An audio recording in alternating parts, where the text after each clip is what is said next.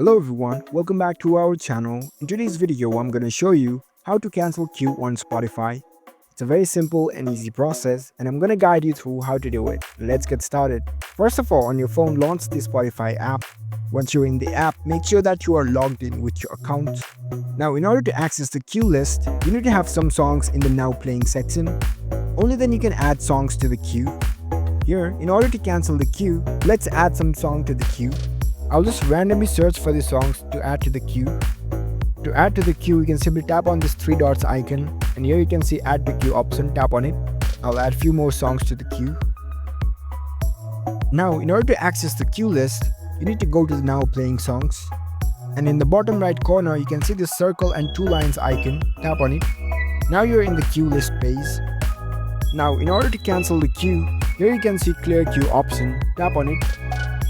And all the songs in the queue has been cancelled, so it will not play in the queue anymore. That's it. That's how you can easily cancel your queue on Spotify. If you found this video helpful, don't forget to give this video a thumbs up and subscribe to our channel for more tech tips. Thank you for watching.